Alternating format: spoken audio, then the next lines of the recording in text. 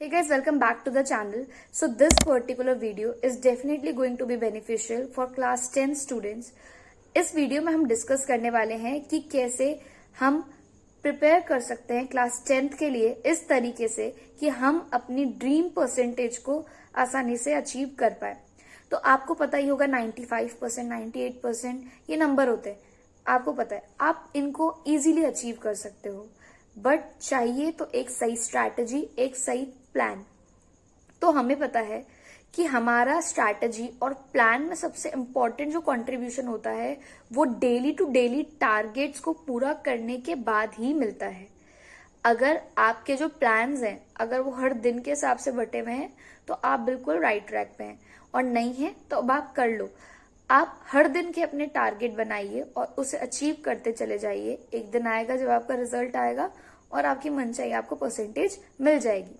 तो देखो, आप अपने टाइम टेबल के अंदर कुछ 2-3 गलतियां जो करते हैं वो मत करिए। मैं आपको पहला सजेस्ट करूंगी कि जितनी भी एक्स्ट्रा करिकुलर एक्टिविटीज होती हैं या फिर लेट से जो अदर देन स्टडी एक्टिविटीज जितनी भी होती है इनको अवॉइड करके रखो, एटलीस्ट 10th क्लास के लिए। तो अच्छा, सेकेंड चीज जो मैं आपको एडवाइस देना चाहूंगी वो बहुत ही सिंपल है कि अपने टाइम टेबल के अंदर जैसे भी पढ़ते हो, सुबह पढ़ रहे हो, दिन को पढ़ रहे हो, शाम को, रात को, जैसे भी पढ़ रहे हो उसके अंदर मेक श्योर करो कि आधे घंटे रिवीजन का जरूर निकालो, और उस रिवीजन के अंदर एक बार ऊपर से गो थ्रू कर लो जितनी भी चीजें जो आपको आज के दिन में पढ़ाई हुई है। ये एक बहुत ही इंपॉर्टेंट फैक्टर होता है, मतलब ये एक ऐसा फैक्टर है जो कि एक एवरेज स्टूडेंट को अलग करता है एक टॉपर स्टूडेंट से। देखो, जो एवरेज होता है वो टॉपर से ज्यादा ही पढ़ लेता होगा, बट वही बात होती है कि रिवीजन करने की कैपेसिटी उसके अंदर नहीं होती है, क्योंकि रिवीजन में अपने आप भले हम बोल सकते हैं कि आधे घंटे का काम है, बट स्टिल जो आलस आता है रिवीजन करने में वो हम सबको पता ही है। बट इसी आलस को तो कनकर करना है और इसी के तो बियॉन्ड जाना है, तभी तो हमको हमारा गोल मिलेगा, है ना। तो इसीलिए आपको मेक श्योर करना है कि आप हर दिन अपना एक पर्टिकुलर टाइम डिसाइड कर लो और रिवीजन करने बैठ जाओ। नो मैटर कितना ही आपको मुश्किल लगे और कितना ही आप बोर हो जाओ, आपको करना है तो करना है। सो पहला पॉइंट, आपको रिवीजन करना है। सेकंड पॉइंट जो आपको मेक श्योर करके चलना है कि एनसीईआरटी को आपको छोड़ना नहीं है। बहुत सारे बच्चे RS अग्रवाल, RD शर्मा ऐसी बुक्स उठा के ले आते हैं जो अभी उनके लेवल की है भी नहीं, बट स्टिल क्योंकि उनको लगता है कि इनको पढ़ने से ज्यादा नंबर मिल जाएंगे। Doesn't make sense. आपको एनसीईआरटी के ऊपर स्टिक करके चलना है। क्यों? क्योंकि जो एग्जामिनर आपकी कॉपी चेक करने वाला है वो आपको लाइन बाय लाइन नहीं पढ़ने वाला है, वो आपकी टर्मिनोलॉजीज को चेक करेगा जो एनसीईआरटी के अंदर गिवन है।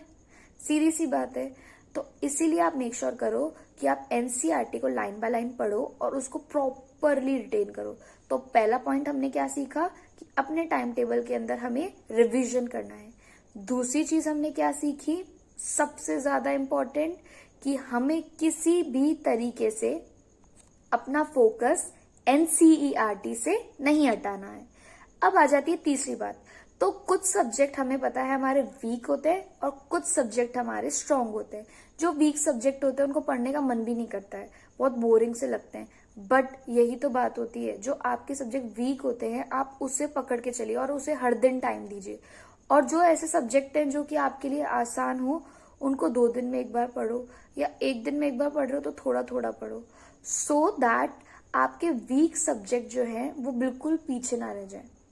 बहुत सारे ऐसे बच्चे हैं जो कि 95% के अबव डिजर्व करते थे, बट बिकॉज उन्होंने अपने वीक सब्जेक्ट्स को, जैसे हिंदी, उनके पास किसी पास संस्कृत होता था, तो उन लोगों ने उन सब्जेक्ट्स को पढ़ा ही नहीं क्योंकि उनको बोरिंग लगते थे। तो इस वजह से उनकी परसेंटेज काफी कम रह गई। तो आप ये गलती बिल्कुल मत करना। नेक्स्ट एडवाइस जो है वो बहुत ज्यादा प्रैक्टिकल है। आपको पता ही होगा कि कोई भी एग्जामिनर, कोई भी कॉपी चेकर जब आपकी कॉपी खोलता है तो सबसे पहले दिखती है आपकी राइटिंग, आपकी प्रेजेंटेशन, किस तरीके से आपकी कॉपी दिख रही है पहली बार में। ये एक बहुत बड़ा फैक्टर होता है जो बच्चों को समझ नहीं आता। बहुत सारे ऐसे टॉपर बच्चे होते हैं जिनकी जो राइटिंग होती है वो बिल्कुल पथेटिक होती है, टू बी ऑनेस्ट पथेटिक होती है। मतलब वो पढ़ने में बहुत अच्छे हैं बट स्टिल उनकी राइटिंग बहुत ही बेकार है। अच्छा, तो इस केस में क्या करना है, आपको अपनी राइटिंग के ऊपर काम तो करना ही है, साथ ही में आपको मेक श्योर करना है कि आपकी प्रेजेंटेशन अच्छी हो। मैंने एक आंसर किया, उस आंसर को करने के बाद मैं मेक श्योर करूँ कि मैं 2 पेंसिल से स्केल से लाइन ड्रॉ करूँ, फिर नेक्स्ट आंसर करूँ। अच्छा, ऐसा करने से क्या होगा कि कॉपी क्लीन लगती है ज़्यादा। और सेकंड चीज, मुझे मेक श्योर करना है कि मैं ज्यादा से ज्यादा फ्लो चार्ट्स और फ्लो डायग्राम का यूज करूं इंस्टेड ऑफ जस्ट थ्योरी। ठीक है, जस्ट थ्योरी से आपका जो कॉपी है ऐसे लगता है कि न्यूज़पेपर है, और न्यूज़पेपर बहुत ही बोरिंग पैटर्न में लिखा जाता है।